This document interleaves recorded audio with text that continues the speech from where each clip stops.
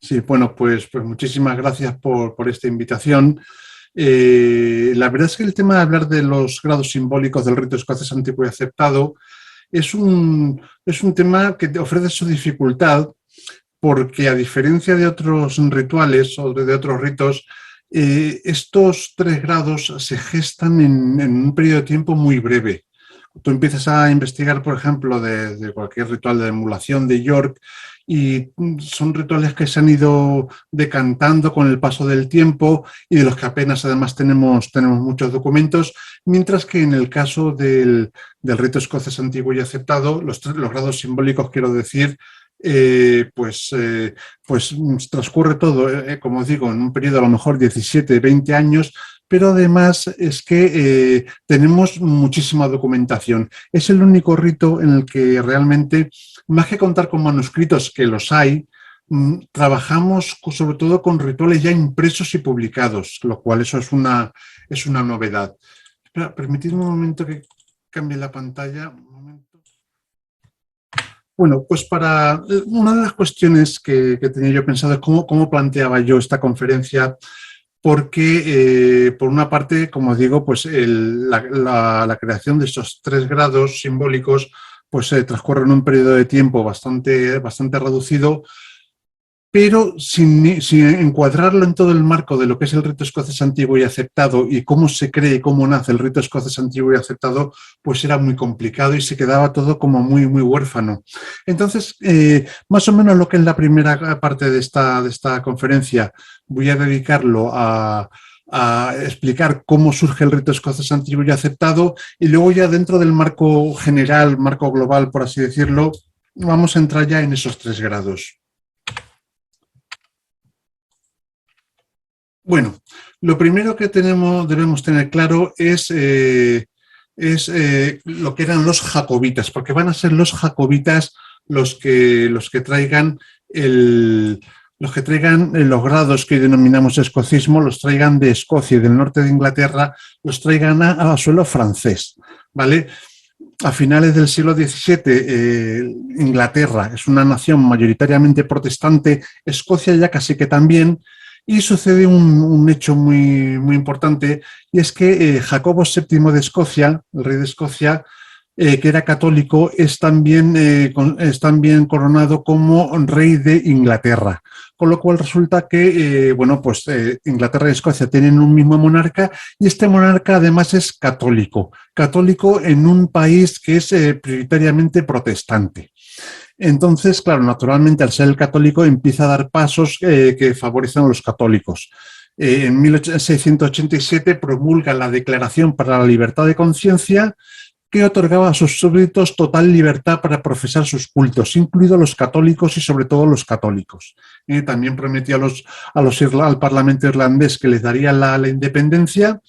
Y un hecho que hay que tener en cuenta es que Jacobo II era un rey absolutista, y seguramente todo lo que subyace de la diatriba entre jacobitas y los parlamentaristas ingleses es un tema bueno, pues de libertad económica, de liberalismo económico, de poder depositado en manos del Parlamento o en manos de la corona, porque claro, Inglaterra era una nación ya que se estaba proyectando pues a la prerrevolución industrial prácticamente. Y entonces ante estos problemas, esta especie de estrangulamiento legal al que la corona estaba sometiendo al Parlamento, pues al final la nobleza inglesa dio un golpe de Estado.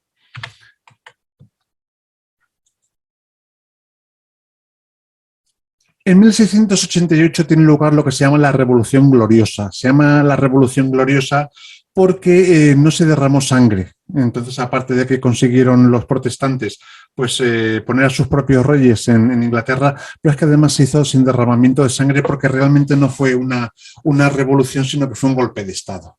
Entonces, a través de este golpe de Estado, lo que se hizo fue poner a María, que era, a María II de Inglaterra, que era hija del propio rey Jacobo, su propia hija, derrocó al padre y se puso ya como reina, gobernando de manera conjunta con su marido Guillermo III, Guillermo de Orange, que era holandés.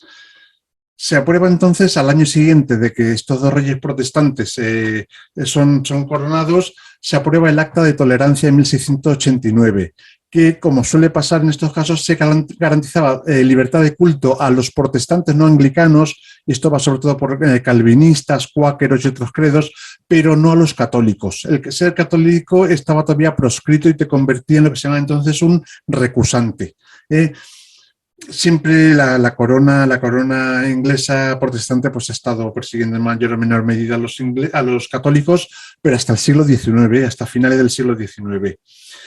Y entonces, bueno, pues el Parlamento aprobó también la Declaración de Derechos que restringía los poderes de la corona.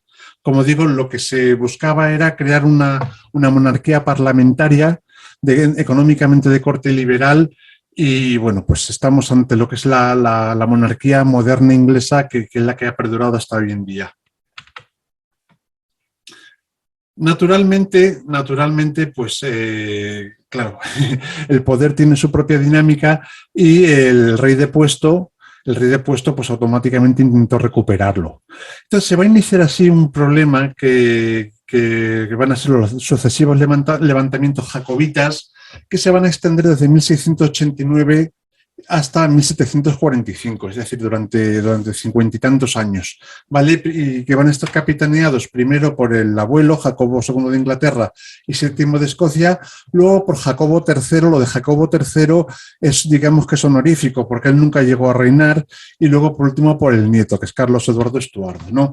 Entonces, a lo largo de estos 56 años, va a estar larvada una situación de conflicto prácticamente militar con los jacobitas del norte de Inglaterra y de Escocia, que va a provocar una serie de levantamientos. El primer levantamiento es lo que se va a denominar la Guerra de los Dos Reyes, porque el propio Jacobo II se va a encontrar con su yerno Guillermo III en suelo irlandés, y va a haber una batalla en que los propios reyes van a capitanear sus ejércitos. Cosa curiosa, se atrapó, mientras huía Jacobo II tras el golpe de Estado, se le atrapó. Pero Guillermo III no quería decapitar a su suegro. No quería decapitar a su suegro, primero porque era su suegro, y segundo porque decapitar a un rey es una cosa, pues en fin, que le hubiese desacreditado mucho. Y lo dejó escapar, que se fuese a Francia, y un año después se vieron con sus ejércitos en suelo irlandés. La Guerra de los Dos Reyes, que provocó la primera migración de tropas jacobitas a Francia, y entre estas tropas jacobitas muchos masones que empezaron a llevar los grados irlandeses a Francia, y luego se produjeron otros levantamientos que fueron el de 1715, 1719 y el definitivo de 1745. Todos estos levantamientos estaban financiados y apoyados con tropas francesas o españolas. Los franceses y los españoles estaban encantados de tener a un rey ahí que pudiese incordiar y estar desestabilizando a la monarquía inglesa desde dentro. Entonces, por ejemplo, Jacobo II, en cuanto llegó a Francia, el rey de Francia, creo que era Luis XV entonces, le cedió la corte de Jacobo, no, Luis XIV, le cedió el palacio de Saint-Germain-en-Laye, y finalmente se ubicó en Versalles, pero ellos muy encantados de tener a este candidato a la corona para desestabilizar a Francia. Como os he dicho, hubo cuatro levantamientos. Puede parecer un poco tedioso mencionarlos todos, pero es que esta es una parte muy importante de la historia de Inglaterra, y que además, como os digo, pues está íntimamente ligada a lo que va a ser el escocismo, ¿no? La batalla del río Boyne es la que pone fin a la Guerra de los Dos Reyes en Irlanda. En 1715 se produce el levantamiento, valga la redundancia, de 1715, en el que los jacobitas son apoyados por tropas francesas, y fueron derrotados, en fin, perdón, se me ha ido, ay, que se me ha esto. En Sirifmuir, y 4 años después son los españoles los que apoyan a los jacobitas otro levantamiento en el que manda España tropas a Escocia y también a Gales. En fin, otro intento de desestabilizar Inglaterra, pero son todos derrotados en la batalla de Glenshill. Y por último, ya en 1745, ya que será ya la derrota definitiva y muy cruenta, muy cruenta de los jacobitas, será en Culloden, ya en Escocia, donde las tropas realistas harán una auténtica masacre de jacobitas. Al hablar de los jacobitas, hay que mencionar la carga jacobita, que es una...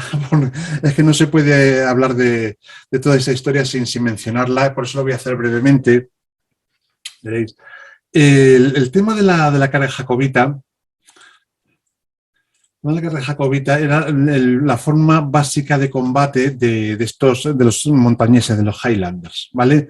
Entonces constaba básicamente de 4 pasos.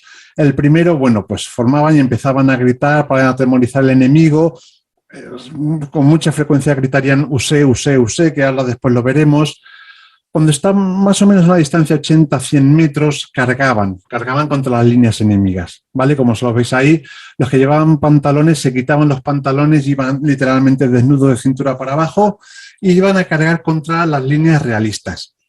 Cuando estaban a 10 metros, solo a 10 metros, que está prácticamente encima, les disparaban a bocajarro con las pistolas a los ingleses, a los realistas.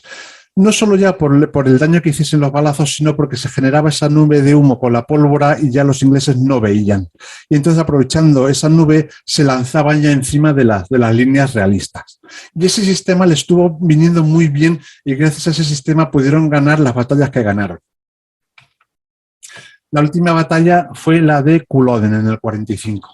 ¿Vale? Hicieron un auténtico... Bueno, es que ahí pasó una cosa y es que primero derrotaron a una pequeña guarnición británica en Preston, guarnición realista en Preston Pans, siguieron bajando en Carlisle, en la frontera con Escocia, había más tropas realistas, pero porque se hizo el combate en una situación de niebla muy extraña y no se podían dar órdenes, derrotaron a las tropas realistas.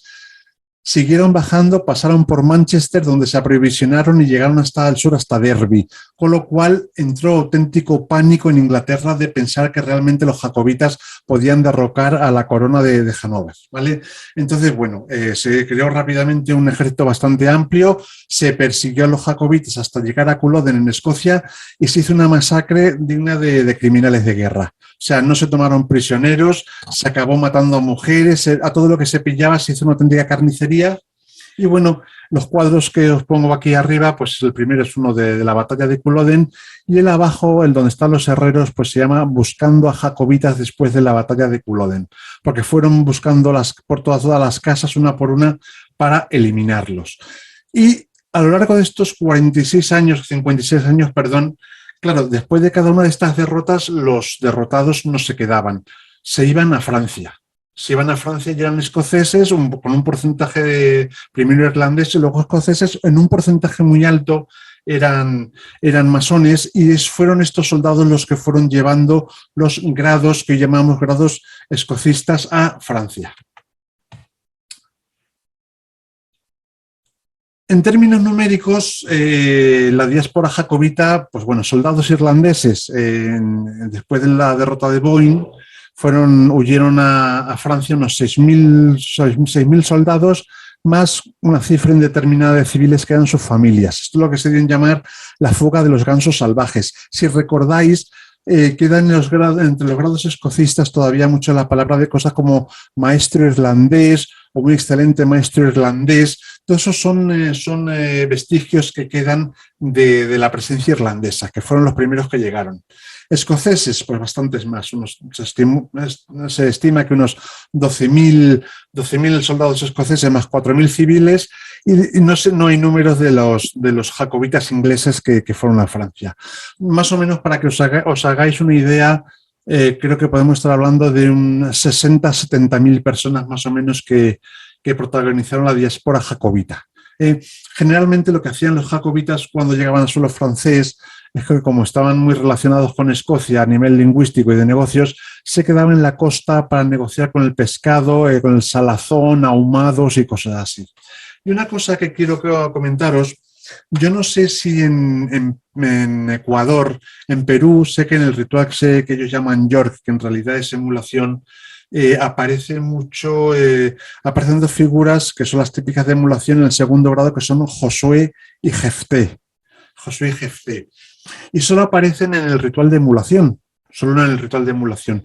Y esto se debe a a estas circunstancias históricas. Veréis, los británicos creían que, que ellos eran un poco el pueblo elegido, son el pueblo de la Biblia, ¿sabes?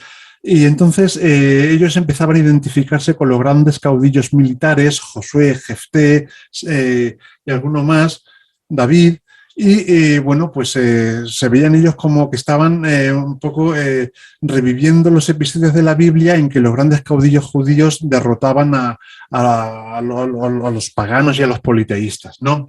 Entonces, bueno, pues en la música, por ejemplo, que era Geoffrey Händel, es la época de los oratorios, y, y entonces, bueno, pues justamente en el momento que suceden estos levantamientos jacobitas, sobre todo cuando en torno al 45, pues es cuando escribe sus grandes oratorios Josué y Jefté, que eran temas que estaban muy en la mente de todos, y también a partir de ahí es como entran en el segundo grado del rito de emulación. Es por lo que se encuentra en el rito de emulación y solo en el rito de emulación, por esta situación histórica que vive Francia. Pues vamos a seguir. Bueno, como os digo, la diáspora jacobita es lo que lleva los grados del que conocemos como rito escocés antiguo y aceptado. Bueno, aquí tenéis lo que es los grados del rito escocés antiguo y aceptado. Los que he marcado en rojo son los que corresponden realmente al rito escocés, a los grados escocistas. Son los que vienen de Escocia, ¿vale? Por ejemplo, los grados 12 a 16, Gran Maestro Arquitecto, Caballero del Real Arco, todos esos grados son del universo del arco real. Son del universo del arco real. No siempre lo llamaban, evidentemente ellos no los llamaban como con los nombres que los conocemos hoy en día. Por ejemplo, Príncipe de Jerusalén, que entonces lo llamaban ellos pase babilónico. Caballero de Oriente de la Espada, ellos lo llamaban el pase del Jordán. Por ejemplo, el grado de intendente de los edificios, que es muy curioso, porque es un grado de instalación de venerable maestro. Es un grado de instalación de venerable maestro, y el grado 6 probablemente también. Probablemente también. Lo que pasa es que es un grado que lo tenemos incompleto. La gente no se da cuenta, pero es que es un grado que queda un poco absurdo porque falta parte del grado. En fin, los grados 9 y 10, pues lo que hacen es todo el relato de Hiram Abif lo desarrollan. En fin, y son los grados los que están en rojo, los que son realmente grados escoceses. Eso es el núcleo del escocismo. No todos los grados que llevan los jacobitas aparecen en el escocismo. Hay muchos grados, seguramente menores, que se perdieron. Pero hay otro grado que también va con la diáspora jacobita y acaba en el rito francés, como cuarto orden capitular. Y es este grado que se llama actualmente masón libre de Jarodim. El grado de masón libre de Jarodim tiene un origen muy curioso. Claro, en la masonería actual, sobre todo politizada y en Francia, o ven libre, masón libre, la libertad de conciencia, la república, tal, y se les va un poco por ahí la cabeza. Pero es que el origen de este grado, que en inglés se llama Made Free from Harodim, lo que conmemoraba era un hecho. Y es que cuando un aprendiz indenturado había terminado sus 7 años de aprendizaje y para pasar a aprendiz entrado y poder ya trabajar de manera independiente, tenía que pagar una cuota a su antiguo maestro, al que la había formado, y entonces él se liberaba de los lazos de aprendiz. Y ese momento en el que pagaba la cuota el aprendiz entrado para liberarse de los lazos de aprendiz, la ceremonia se llama Made Free from Harodim, que literalmente significa hecho libre de los Harodim, hecho libre de los maestros, ¿vale? Pues es otro grado, por ejemplo, de los que llegaron con la diáspora jacobita, pero que, bueno, no ha acabado en el rito escocés, sino que lo encontramos como entre los grados capitulares del rito francés. La masonería escocesa, los grados escoceses y todos estos jacobitas, cuando llegan a Francia conviene que llegan a un universo masónico que a nosotros nos resultaría inverosímil hoy en día. Nos resultaría inverosímil. Entonces creo que vale la pena que hablemos un poco de cuál es el suelo masónico, por así decirlo, el terreno en el que llegan estos exiliados jacobitas con su masonería. La masonería del antiguo régimen francés es muy peculiar. es muy peculiar. En primer lugar, no existía una gran logia en el sentido moderno. O sea, era una masonería totalmente descentralizada, pero no porque estuviese descentralizada, sino porque no había una estructura masónica nacional. Entonces asumía que todo el mundo tenía que imitar a la logia del conde de Clermont, que desde 1738 a 1760, no, hasta 1773 fue durante 35 años, fue el gran maestro general y perpetuo de los masones del Reino de Francia, que así se le llamaba, pero como os digo, no había realmente una gran logia. En 1760 se hablaba de la Gran Logia de París, dicha de Francia, o sea, que como poniéndola en duda, ¿no? Y había dos características dentro de esta masonería tan extraña para nosotros hoy en día, pero que son muy importantes. La primera era que la masonería, las logias no funcionaban como hoy en día, en que los hermanos votamos al venerable maestro. No, eso no funcionaba así. Funcionaba por el sistema de los maestros ad vitam. Esto viene así porque entonces existía en Francia y también en España una cosa que se llamaba venalidad de los oficios. Cuando uno quería ocupar un oficio o un cargo público, lo compraba. Eso no significaba que bastase solo tener el dinero para poder ocuparlo. Por ejemplo, imaginemos que hacía falta ocupar la plaza de coronel de un regimiento. Decía, bueno, pues el hijo del conde de no sé cuántos quiere ser el coronel. Vale, ¿es un hombre capaz? No. Pues entonces descartado. Pero si resulta que sí era un hombre capaz que podía ocupar ese puesto, decían, vale, pues entonces que lo compre. Y pagaba un dineral y se hacía con el puesto de coronel del regimiento. Y algo así pasaba con la veneratura en las logias francesas. El maestro ad vitam, una vez que la autoridad, suponía que era la gran logia, le reconocía la capacidad, compraba la carta patente. La compraba y era propiedad suya. Si él cambiaba de ciudad, la logia cambiaba de ciudad. Él cobraba personalmente por los grados conferidos. Y de hecho, el Gran Oriente de Francia va a surgir para liquidar la figura de los grandes maestros ad vitam. Que realmente es un tema que nunca se solucionó. O sea, hubo maestros ad vitam que murieron después de la Revolución Francesa. O sea, y es que claro, esta gente le asistía el derecho. O sea, a ti te han reconocido la capacidad y lo has pagado, ¿quién es nadie para quitarte ese derecho?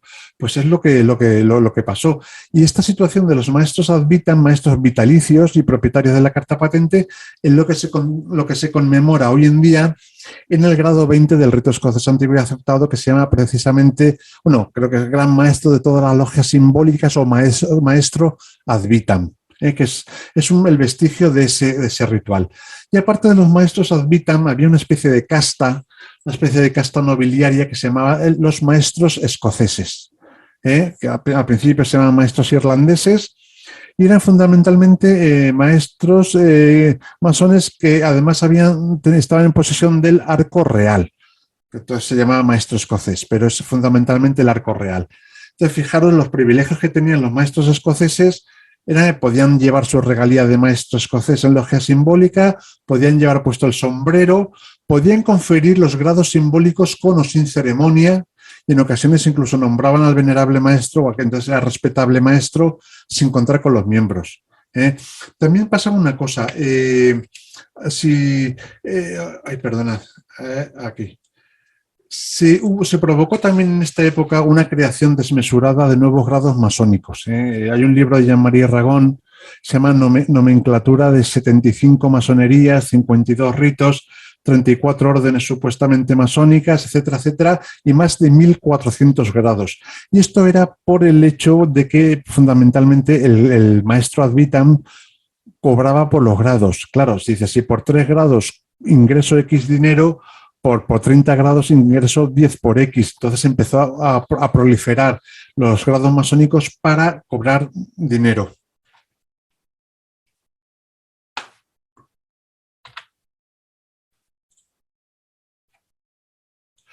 He querido poneros este texto que son los privilegios del caballero comendador del templo, que es este texto de 1765.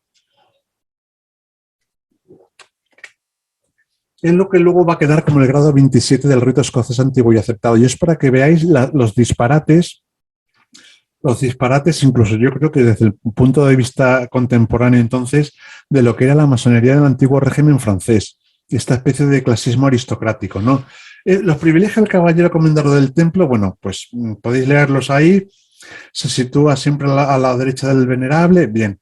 Pero los que más gracia me hacen, por ejemplo, son, mirad el número 3. Se levanta, entra y sale cuando le place sin necesitar permiso del venerable maestro. En caso de votación, su voto vale por 7 votos. No se le puede procesar ni puede sufrir castigo alguno. Si se le acusa de alguna infracción masónica, él convoca a su propio soberano tribunal y la pena se le impone él mismo, como diciendo, bueno, he sido un mal chico, me autocastigo con este castigo. O sea, esto tan disparatado que bueno, y abusivo. Entonces, bueno, pues para terminar con toda esta especie de masonería tan aristocrática, clasista y, en fin, tan particular, es para lo que van a surgir el Gran Oriente de Francia. El Gran Oriente de Francia, que va a ser algo muy diferente. No se va a imponer con facilidad. No se va a imponer con facilidad porque es que el derecho asistía a los maestros ad vitam. Esto fue una revolución hecha un poco en contra del derecho. Entonces, en 1773, es en este año porque muy poquito antes había fallecido el conde de Clermont, que había sido el gran maestro de París, o de la Gran Logia de París, dicha de Francia, durante 35 años.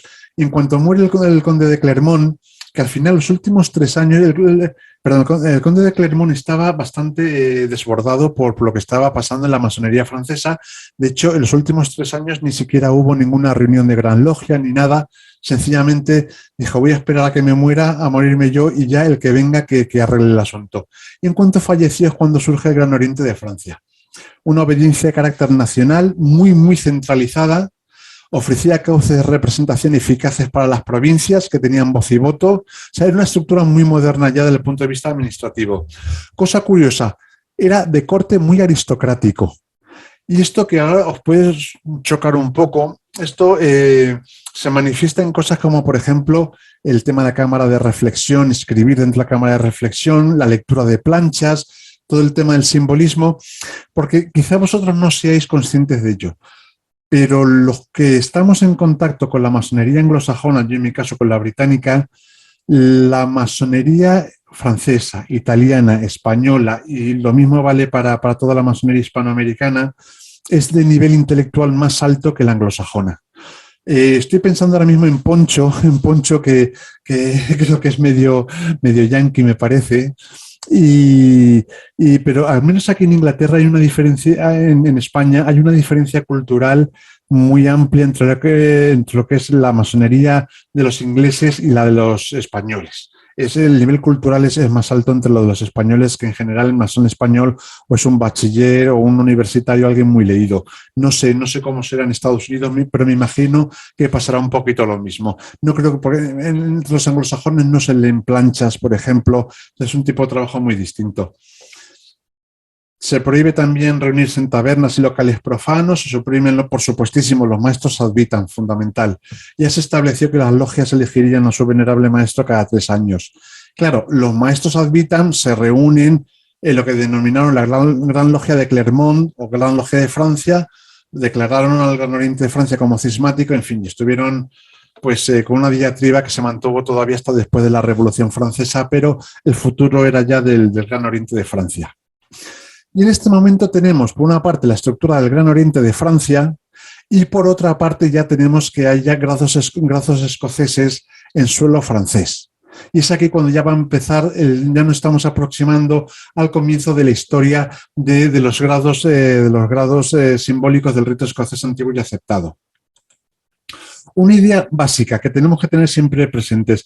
Actualmente todos, cuando pensamos en el Supremo Consejo de cualquier país, lo vemos como una institución fuerte, grande, prácticamente capaz de hacer frente a la Gran Logia o como si fuese una segunda Gran Logia. ¿Vale? En el origen no era así. En el origen, en Francia, la estructura administrativa fortísima fue el Gran Oriente de Francia, que pasó de 300 logias en 1804 a 1220 en solo 10 años, porque Napoleón potenció y obligó a que todas las logias perteneciesen al Gran Oriente de Francia, Mientras que lo que era el Supremo Consejo de Francia, lo que es el escocismo, es un universo muy pequeño, 40, 50, quizás 60 logias como muchísimo, porque no estaba ni siquiera bien definido. Y lo que va, entonces, conviene que tengamos muy presente en todo lo que vamos a contar acerca del origen de los grados simbólicos. El pez grande es el Gran Oriente de Francia, que va a estar en todo momento intentando comerse al escocismo. Y no solo lo va a intentar, lo va a conseguir. En 1815, el pez grande, que es el Gran Oriente de Francia, se lo comerá y desaparecerá el escocismo. Entonces, tengamos esta idea más bien clara de frente a qué se estaba enfrentando el escocismo.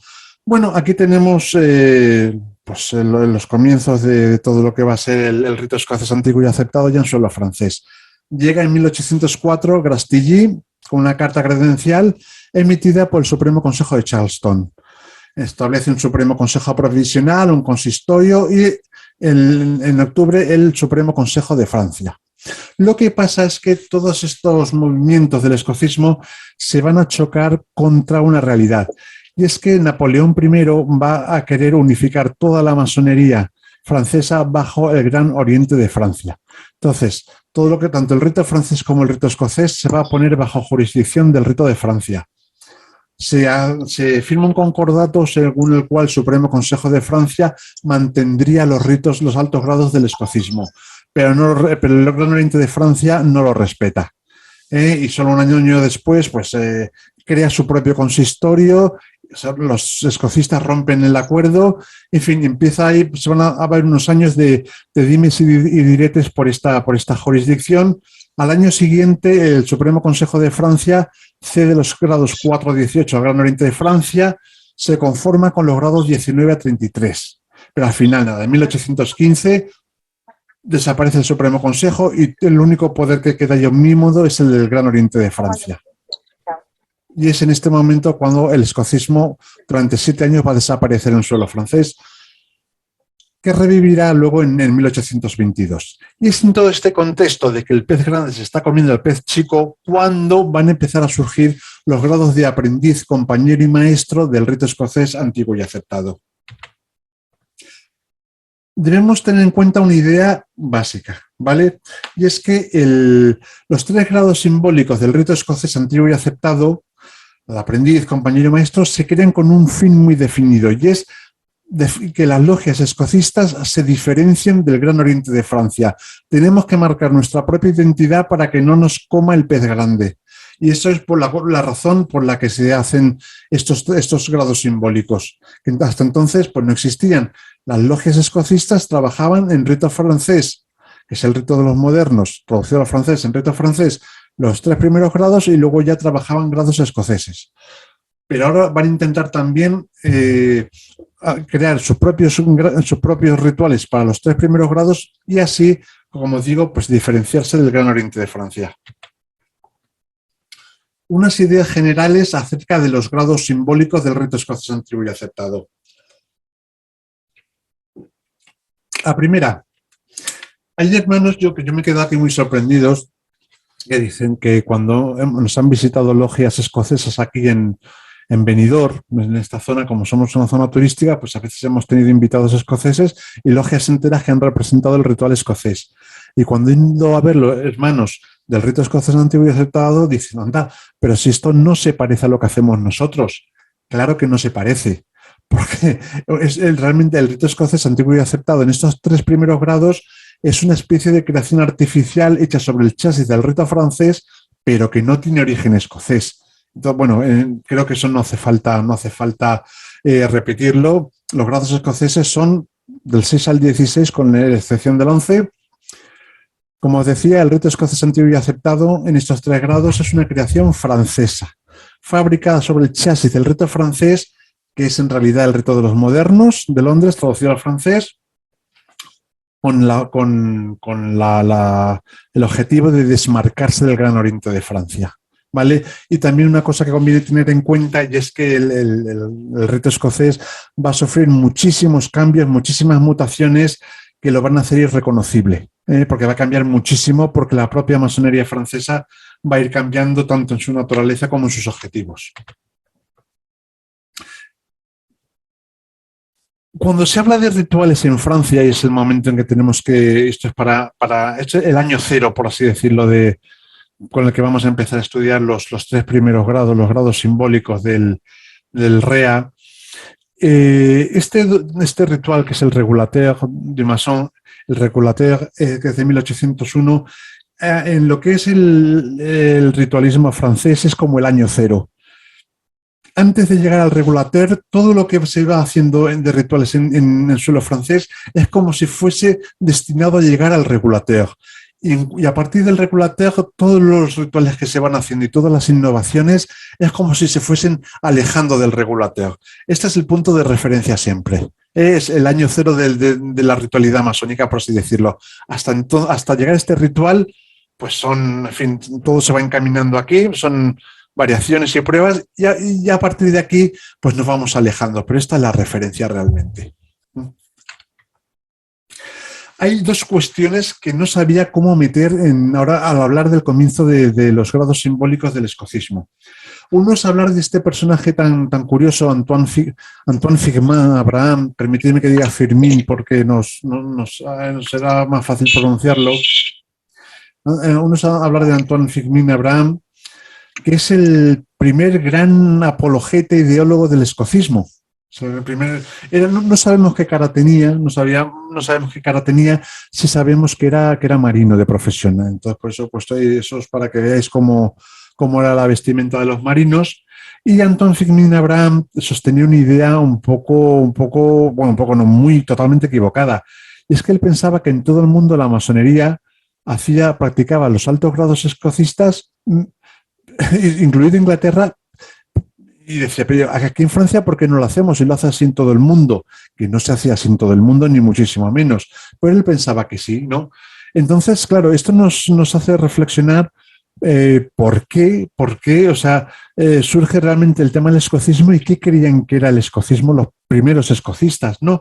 Porque es algo que no está realmente muy claro, ¿no? Hay aquí un francés, un masonólogo francés, Etienne Gou, que dice, una logia escocista es de hecho una logia simbólica que se mantiene fiel a los grados simbólicos anteriores a la instauración del rito francés. Vale, con esto se refiere a los grados escoceses. Dice, una logia en cuyo seno los hermanos revestidos de altos grados reciben honores particulares. Vale, y mira esto, y que en general creen observar los usos de la antigua masonería escocesa. O sea, fijaron la indefinición que había. Sabemos y mucho más del origen del escocismo de lo que lo sabían ellos. Entonces es una situación muy extraña porque ellos pues no lo tenían claro y se basaban en ideas muy equivocadas realmente. Antoine Firmin Abraham ha pasado, que era el primer gran apologeta del escocismo, escribió alguno de los primeros rituales de los grados simbólicos del escocismo y sin embargo ha pasado la historia como un auténtico villano. O sea, si fijáis, bueno, en 1807 hace el L'Art du Parfait Tuileur, otro ritual escocista. En 1812 se le atribuye el único y perfecto retejador de los 33 grados y crea luego más cuadernos de rituales, pero al final el propio Supremo Consejo lo acaba destituyendo, lo acaba expulsando y, en fin, y mandan una circular para advertir que cuidado con este hombre y con los grados que va inventando y que va creando, pero además se presentaba en todas las logias ataviado con todos los honores que él consideraba oportunos, ¿no? Entonces, este hombre que originalmente pues, fue uno de los grandes, de los principales, o al menos de los primeros motores del escocismo, al final ha pasado como un villano. Es una situación muy extraña. Pues ya digo que no sabía si sacarlo a colación o qué. Y la segunda cuestión que me llama mucho la atención, veréis, cuando se habla del rito francés y del escocismo, hay una cuestión que se menciona hasta la saciedad. Y es el hecho de que, bueno, esto hay mucho texto, hay muchísimo texto, no es para repetirlo ahora todo, más bien para apoyarme o para luego, si queréis leerlo vosotros, pues bien. Pero es que hay un poco, y es que el hecho que donde se reconoce por primera vez si estamos ante una logia de rito francés o de rito escocés, es en la forma de poner los candelabros. Aquí a la izquierda están puestos los candelabros a la manera del rito francés, pero a la derecha están puestos como las ponemos en la logia de rito escocés antiguo y aceptado. Y esto, ya os digo, este hecho pues en las logias, o sea, en todo lo que son los libros de historia de la masonería, pues se le presta muchísima atención, pero a mí no deja de parecerme una simpleza que no la justifica, pero en fin, doctores tiene la Santa Madre Iglesia. René de Saguliers, un masonólogo francés, en el 83 escribe, dice: en mi opinión, esta disposición de los candelabros columnas alrededor del tapiz rectangular y su estrecha asociación con el venerable y los dos vigilantes es el elemento fundador del rito escocés en sus grados simbólicos. ¿Vale? No sé, en fin, ahí lo dejo porque a mí no me convence mucho, pero bueno, hay, como digo, hay masonólogos que esto lo consideran muy importante. Y ahora ya vamos con la parte con la parte seria, por así decirlo, porque ahora sí que vamos ya con lo que es la creación de los grados del rito escocés antiguo y aceptado. ¿Vale? Vamos a ver cómo se van creando los rituales, porque es que además contamos con la ventaja de que estamos a principios del siglo XIX y no solo contamos con manuscritos, contamos con muchos rituales impresos. Entonces se puede hablar con bastante conocimiento de causa. En todas estas proyecciones del PowerPoint vais a ver que hay demasiado texto, os pido disculpas, es para dejar constancia que lo tuvieseis, pero no vamos a leerlo todo, sino solamente pues, mencionar las partes más importantes. Esto que tenéis aquí delante es el primer ritual escocista. Guide en francés es masculino, en español guía es femenino. La guía de los masones escoceses de la logia La Triple Unidad. Claro, pensad que los primeros escocistas, cuando van a crear estos 3 grados, dicen, bueno, ¿qué hacemos para crear un ritual que podamos denominar antiguo y diferenciarnos del Gran Oriente de Francia? Hicieron una cosa pues, que en el fondo no deja de estar bastante bien pensada. Imaginaos que pusieron en un lado de la mesa el regulateur, que era el rito francés. Y en el otro lado de la mesa pusieron la divulgación del rito antiguo de 1760, 3 golpes distintivos. Y empezaron a meter cosas, sacar cosas de 3 golpes distintivos y a meterlas, incrustarlas en el regulateur. Y así crearon un ritual que sí era más o menos como el rito francés, pero que tenía ya elementos antiguos, aunque fuese de manera artificial. Y el resultado fue Le Guide de Maçon Écossais, bueno, guía de los masones escoceses, o cuaderno de los 3 grados simbólicos del rito antiguo y aceptado. Eso que pone abajo en Edimburgo, ni caso, igual que si fijáis en el regulateur pone que está escrito en Heredón. Eso es para dársela de antigüedad, pero no. Este ritual está impreso en París. Entonces, bueno, pues a partir de este hecho tan curioso que es coger el regulateur y empezar a meterle cosas de 3 golpes distintivos, crean este primer ritual del rito escocés antiguo y aceptado. Cosas que toma la guía de los masones escoceses, la guía de 3 golpes distintivos, la posición de los vigilantes. Por ejemplo, en este momento, en 1804, como seguían el sistema moderno, los 2 vigilantes se ponían en el occidente. Entonces ahora pusieron uno en el occidente y el segundo vigilante en el sur, a la manera antigua. Incluyeron plegarias, que en el rito francés no existían. Metieron los diáconos, que es otra cosa que tampoco existía en el ritual antiguo. El primer diácono se sienta detrás del venerable maestro, que es una cosa súper arcaica, que actualmente solo se contempla en el ritual irlandés. Por supuesto, meten la Biblia, que está ausente en el regulateur. Y la instrucción es incoherente. Es incoherente porque copiaron al pie de la letra la instrucción de 3 golpes distintivos, pero claro, se está haciendo realmente una ceremonia que se parece mucho más al rito francés. Entonces, el candidato hacía una ceremonia más bien de rito francés y, sin embargo, luego le hacían una explicación de la ceremonia que era la del rito antiguo. Si os habéis fijado en el rito escocés antiguo y aceptado, no se explica el signo de segundo grado, el signo de el signo de perseverancia, creo que es Healing Signs of Perseverance. El signo del segundo grado, el ritual del rito escocés antiguo y aceptado no lo explica de dónde viene. Y no lo explica porque 3 golpes distintivos tampoco lo explica. Y como lo hicieron a partir de ahí, pues si uno no lo ponía, pues el otro tampoco sabían qué poner y no lo pusieron. Y bueno, la fraseología de la guía La guide pues, es muy parecida a tres golpes distintivos. ¿Cuál es el primer deber de un vigilante en logia? Comprobar que la logia se haya cubierto. Aseguraos mi hermano, etcétera, etcétera. Son frases sacadas de tres golpes distintivos. Segundo ritual con el que contamos. A partir de ahora, como os digo, en cosa de 17 años van a ir de manera acelerada incorporando innovaciones que son las que van a hacer el ritual de rito escocés como lo conocemos hoy en día, ¿no? El arte del perfecto retejador. Este de 1807 escrito por nuestro buen amigo, mitad héroe y mitad villano, Antoine Figma Abraham. Está especialmente designado para los talleres que siguen o seguirán el rito escocés y aparecen algunas cosas nuevas aquí. Por ejemplo, la batería. La batería, los tres golpes que se dan de la batería del rito escocés los introduce Abraham en 1807 por primera vez. Y si os fijáis, aquí pasa una cosa también. En el segundo grado, en el signo del segundo grado, los ingleses ponen la mano de canto, pero en el escocismo se pone la mano con la palma hacia adelante. Y esto es una cosa que se introduce también aquí en el arte del perfecto retejador de Abraham.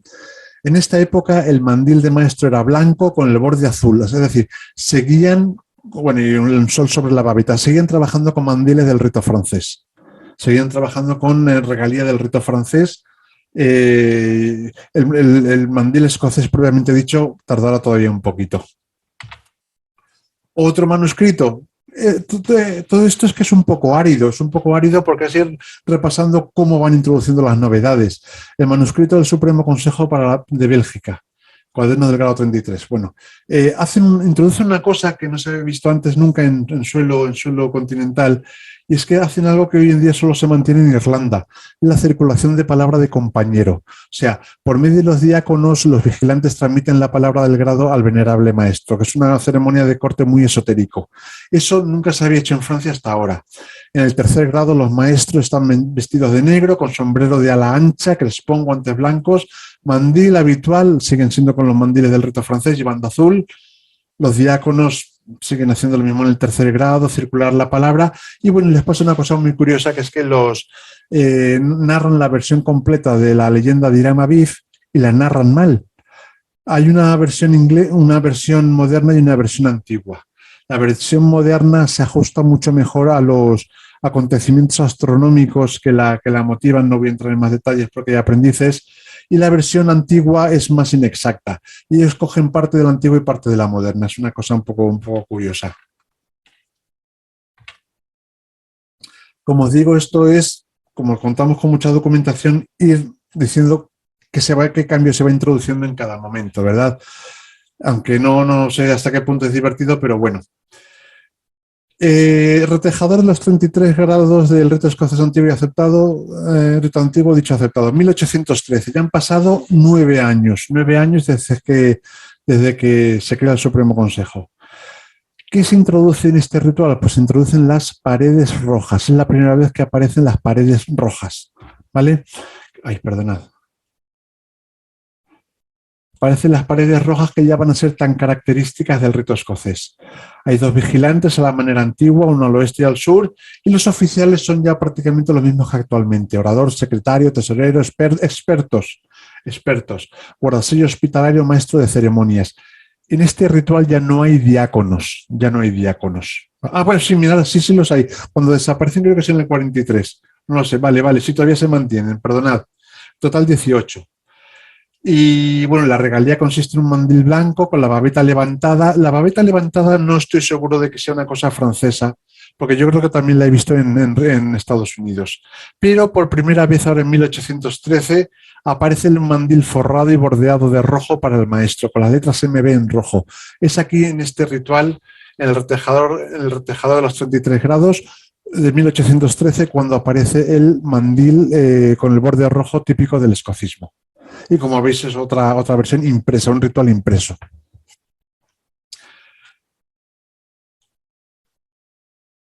Nada, 1820, ya han pasado 16 años y bueno, pues siguen apareciendo cosas que lo van aproximando cada vez más al ritual actual. Las tres granadas, borla dentada, el tablero de trazo en la mitad de la logia, sobre el venerable un dosel de tela roja. En fin, la disposición de los oficiales a la derecha del trono están el secretario y el hospitalario, y a la izquierda el orador y el tesorero. Yo no sé si en Hispanoamérica se hace igual, pero aquí en España se hace así todavía. Los vigilantes están dispuestos según la forma antigua y delante del trono se encuentra un pequeño altar triangular, altar de los juramentos. En España eso también se mantiene así. Ahí es cuando ya aparece por primera vez el altar de los juramentos. Como veis, poco a poco se van introduciendo elementos, pero en un periodo de tiempo muy, muy comprimido. Muy comprimido porque nada, han pasado de esto 16 años. 16 años solamente. Y el último de los rituales que voy a mencionar, este ya hace 1843, es un ritual que se encuentra en las islas Hawái, donde unos marinos crearon una logia francesa y bueno, en fin, a ver, encima del trono se da un delta o triángulo, otra innovación, todavía se incluye la plegaria y la pregunta sobre la creencia en Dios. Pues esto luego desaparecerá después. Es la última vez, creo que es la última vez que el diácono introduce al candidato.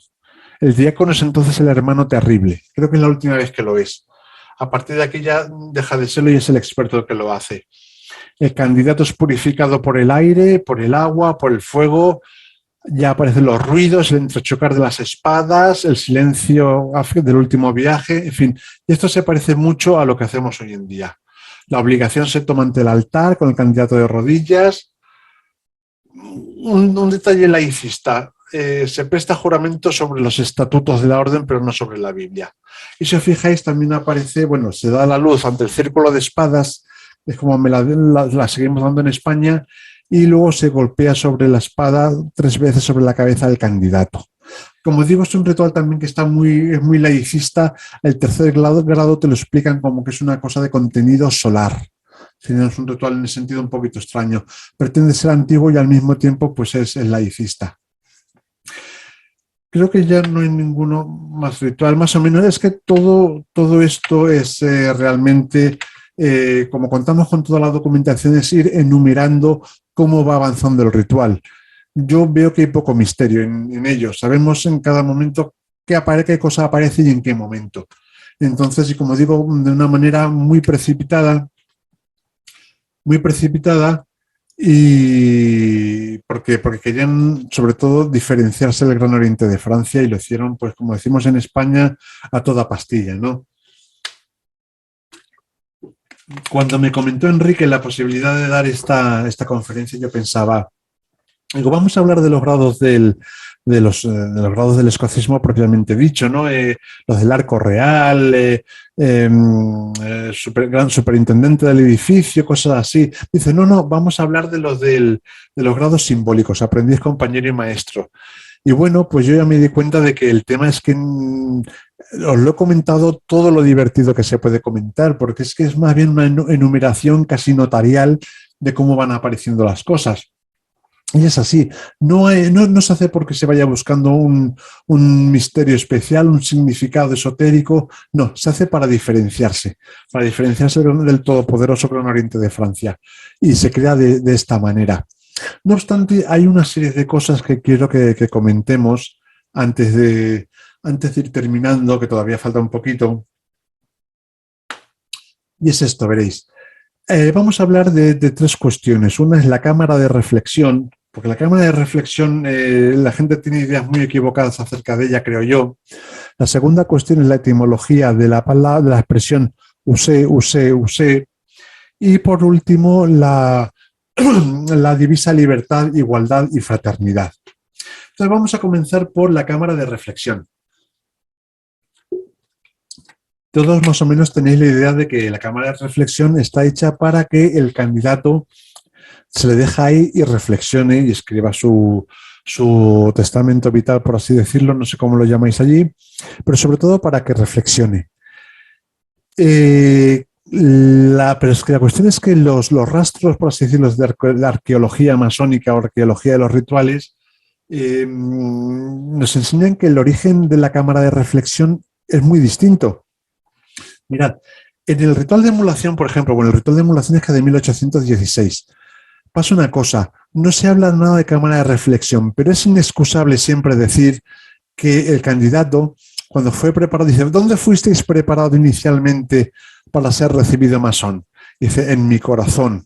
Dice, y a continuación, dice, en una habitación conveniente junto a la logia, una habitación conveniente.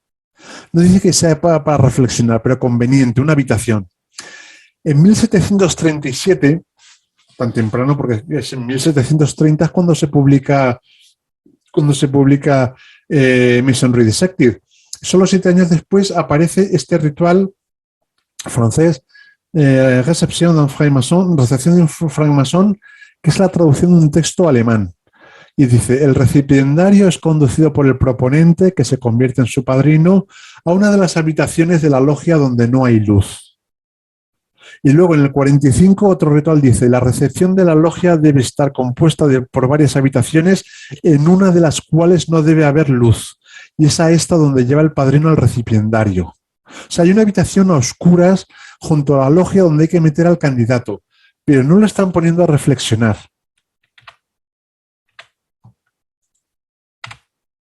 La cámara de reflexión, cuando va a aparecer realmente en Inglaterra, a ver, en Francia, yo creo que es a partir de no lo he puesto aquí, tenía que haberlo puesto, es a partir de 1750.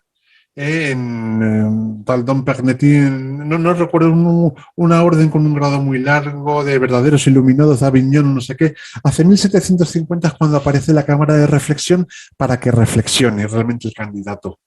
Pero es una cosa que ya es posterior. Originalmente es únicamente una cámara oscura.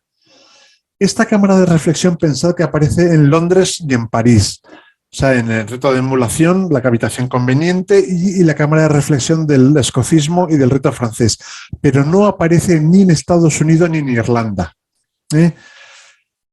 Y pensad que el candidato entra en la cámara antes de entrar en la logia, no durante la ceremonia. Y es que todo esto, por lo que yo me di cuenta de lo que estaba pasando aquí, os voy a ser sincero, porque estoy ahora trabajando en un tema bueno, un futuro libro que se llamará Ritual masónico y teatro sagrado. Y para adentrarme en lo que es el ritual masónico, lo estoy haciendo a través de la antropología, porque es que tanto el primer grado como el tercero responden a la tipología típica de lo que se llaman ritos de paso. Ritos de passage fueron los antropólogos franceses, se dieron cuenta que existía una cosa que se llama ritos de paso, que se dividen en 3 partes, preliminar, liminar y posliminar, que son las 3 fases que los candidatos van atravesando en cualquier proceso iniciático, sea religioso, sea militar, lo que sea. Bueno, entonces, una cosa que detectaron de estos antropólogos, la de la mujer de la derecha se llama Mary Douglas, que tiene un libro que es fundamental en este tema, se llama Pobreza y Peligro.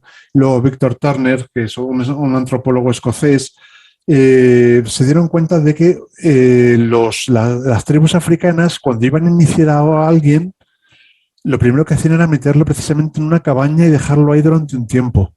Y esta idea de la cabaña y de la habitación previa no es para que piense, es porque nosotros recibimos muy alegremente a los candidatos. Para nosotros una ceremonia de iniciación es una cosa lúdica, es una cosa que vamos sin sensación de realmente nos lo tomamos en serio, pero hasta cierto punto. O sea, no somos iniciados, pero yo creo que en el fondo no somos iniciados de verdad. Y nos lo tomamos de manera un poco desenfadada. Pero en cualquier proceso iniciático real, un candidato nuevo, meter a un nuevo, es una cosa peligrosa, es una cosa desestabilizadora. Entonces, ¿qué pasa? Claro que lo que se procura evitar es la razón por la que, es una razón muy esotérica, la razón por la que se crea esta cámara es para evitar poner en contacto el mundo profano y el mundo de la logia. Vas a coger a un hombre que está en el mundo profano y lo vas a meter en el entorno sagrado de la logia. Y eso es peligroso, eso es desestabilizador y eso introduce polución y suciedad. Entonces, se crea esta cámara que actúa un poco, no sé si es un buen ejemplo, como cámara de descontaminación. La cámara de reflexión, esta cámara previa, que luego en Francia la reconvierten en cámara de reflexión, pero originalmente se crea para meter al candidato para que no, con el fin de evitar que algo impuro que viene de la sociedad profana entre directamente en el entorno sacrosanto de la logia. Y hay que separarlo, y es un poco una forma de descontaminarlo, ¿vale? Es una forma un poco de descontaminarlo. Por cierto, si os fijáis en el libro este de la... No pensaba comentarlo, el libro este de la selva de los símbolos, veis que esos chicos están pintados con pinturas. Esos chicos están pintados con pinturas por la misma razón por la que el candidato masónico va con una rodilla, con una pernera remangada, con una zapatilla, con el pecho descubierto de una forma un poco estrafalaria, para indicar que son seres que están en estado de transición, pasando de una condición previa a una condición futura. Son que están en estado de transición y por ello son contaminantes y peligrosos, que es una cosa que nos puede sonar ahora mismo muy extraña, pero desde el punto de vista antropológico funciona así, ¿sabéis? Y entonces, por esta cuestión de que son tan contaminantes los seres que están en estado de transición, que no son ni profanos, ni masones, etcétera, pues es por lo que se crea esa habitación previa descontaminante. Y entonces, bueno, creo que es una idea que está, en fin, el tema de la cámara de reflexión, aunque nos pensamos que se hace pensando en el candidato, no se hace pensando en el candidato, se hace pensando en proteger a la logia. Usé. Bueno, el origen de esto lo tenemos claro también. O sea, os he puesto aquí algunas referencias, luego las podéis leer.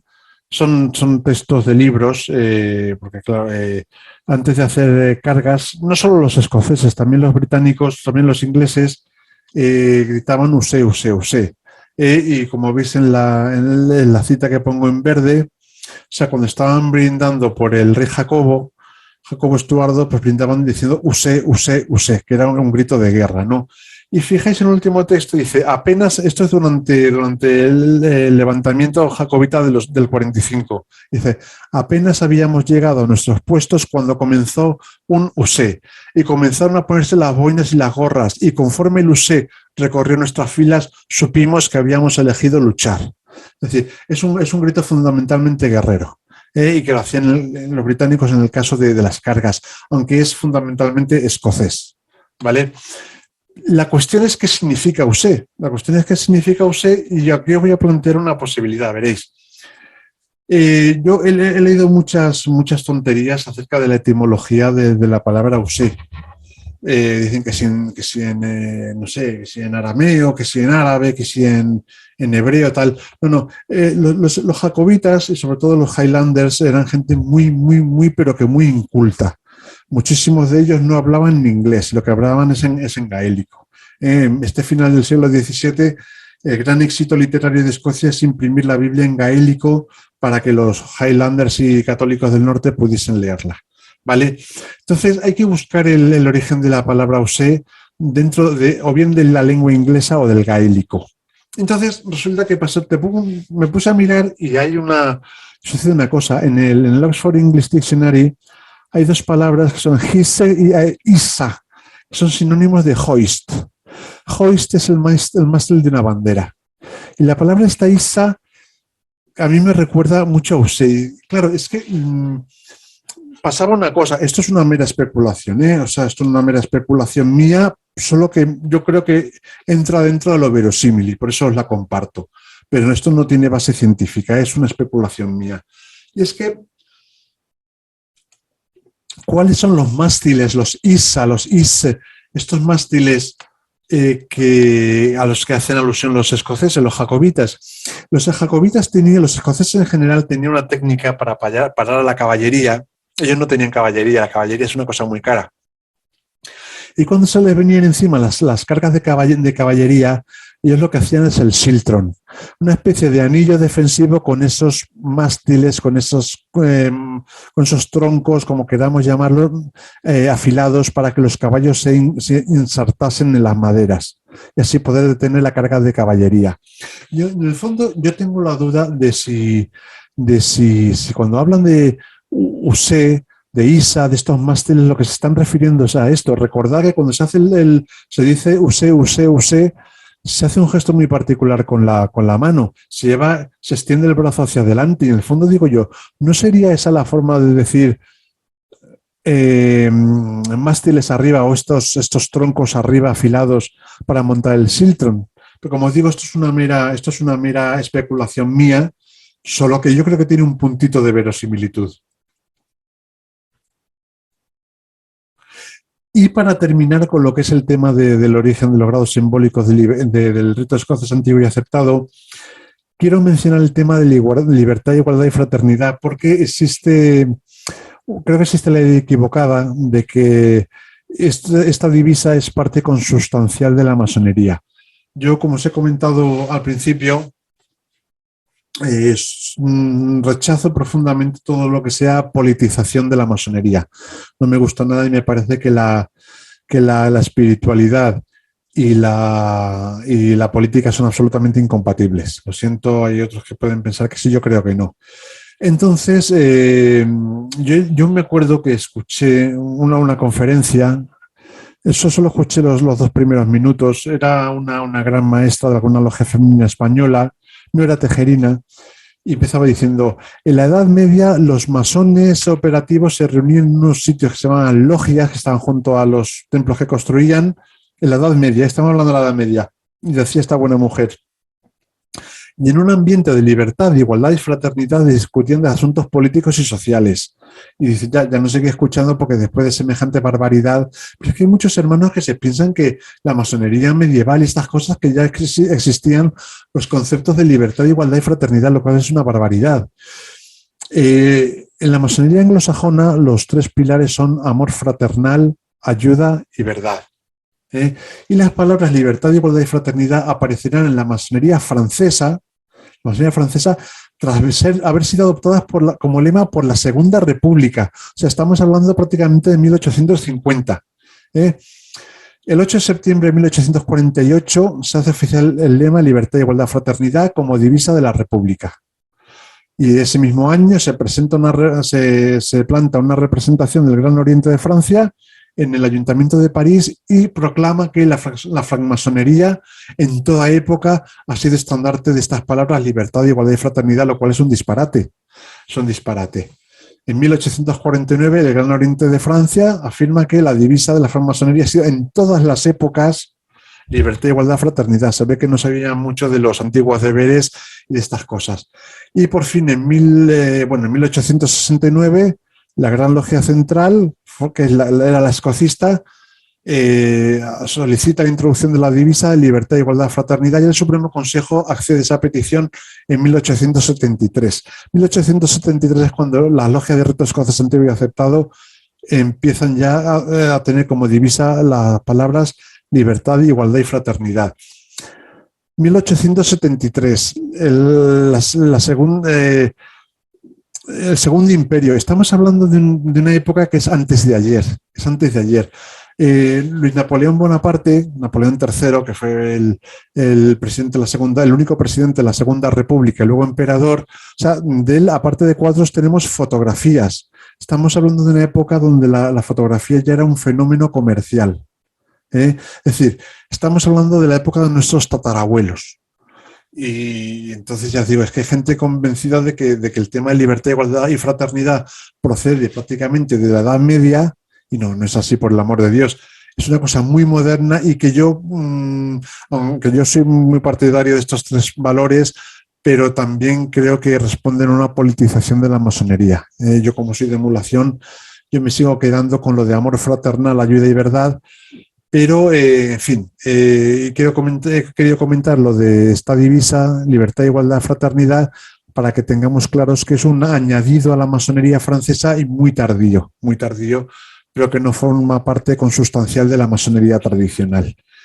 Y con esto más o menos pues ya he comentado todo lo que quería comentar. Como os he dicho, más de la mitad ha sido explicar cómo surge el escocismo, pero es que realmente en lo que es la creación de los grados simbólicos del rito escocés antiguo y aceptado pasa de una forma tan rápida, tan breve, 17, 20 años, y con esos motivos que era pues, crear de una manera un tanto artificial un ritual que tuviese rasgos de antigüedad para diferenciarse del Gran Oriente de Francia. Entonces, bueno, pues 17, 20 años tampoco dan para mucho más. Bueno, pues muchas gracias a todos por vuestra atención y espero que más o menos os haya satisfecho la presentación mía.